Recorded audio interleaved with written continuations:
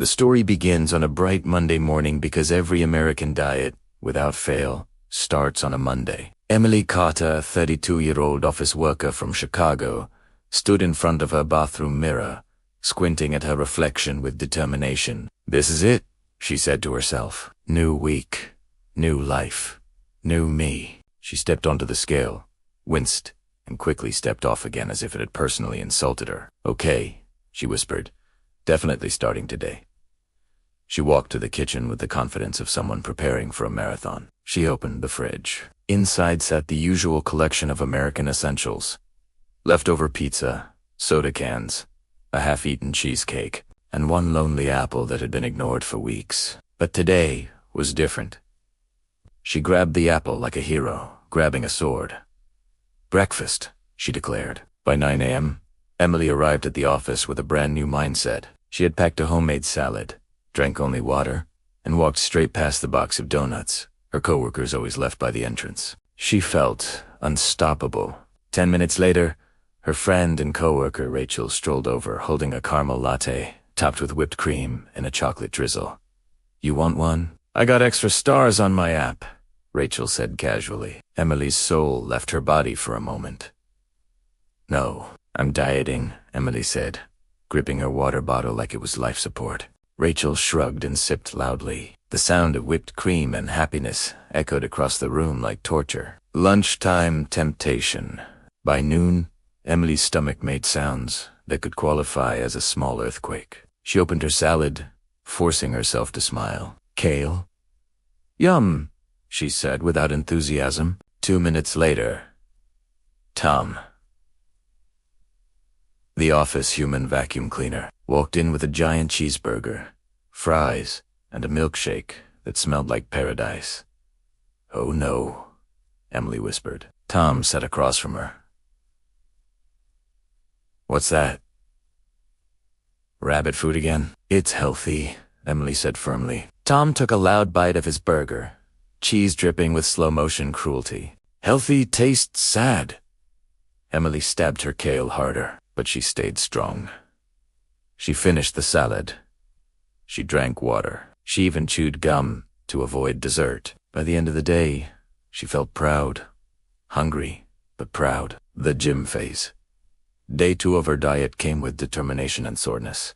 Emily had signed up for a gym membership with the classic American optimism of "I am going to get abs in 2 weeks." She walked into the gym wearing new leggings and a pink water bottle that said "Sweat now, shined later." Everything felt right until the treadmill started. 30 seconds in. "This is fine, 1 minute in. Okay, still fine." 2 minutes in. "Why is this machine from the devil?" 3 minutes in. "I'm dying." Meanwhile, the man next to her ran like he was training for the Olympics. Emily glared at him. "Show off," she muttered under her breath.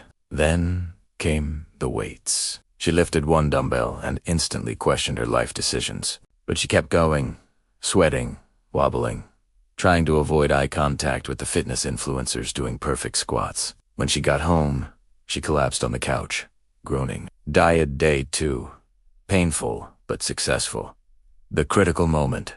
The weekend. By Friday, Emily was feeling like a new person. She ate clean all week, drank more water than she thought humanly possible, and avoided 3 birthday cake slices at the office. Then Saturday came. The American weekend 2 days, when diets go to die. Emily sat at home, scrolling through her phone when her boyfriend Mark called. "Babe, I found a new pizza place. Want to try it?" Emily froze. "I'm dieting." "They have salad," Mark offered. And the best stuffed crust pizza on earth. Her heart betrayed her. "Fine, but just to look." They drove to the restaurant. The moment they walked in, the smell of melted cheese and warm garlic bread hugged Emily like an old friend. She stared at the menu. Salad, $1.12 triple cheese burst pizza, $11.99. "Even the universe wants me to fail," she whispered. But she stayed strong until the waiter brought a free sample slice on the house. Just 1 bite, Emily told herself. 1 bite became 2. 2 became 4. 4 became will. I've already ruined today. She and Mark ended up sharing a large pizza. Emily leaned back in her chair afterward, defeated. I failed, she sighed. Mark, Laugith. No, you're human. The realization. The next morning, Emily stood in front of her mirror again. She expected guilt, regret, disappointment.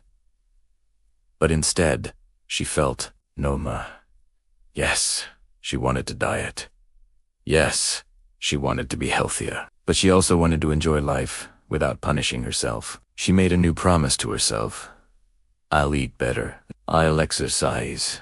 But I won't give up my favorite foods forever. Balance, not punishment. She made avocado toast for breakfast and added one slice of leftover pizza on the side. A perfect compromise. Final message. Dieting in America wasn't just about food. It was about temptation everywhere. Busy lives, stressful jobs, and the constant pressure to be perfect. But Emily learned what many Americans eventually discover. It's not about dieting. It's about living. Eating well most days.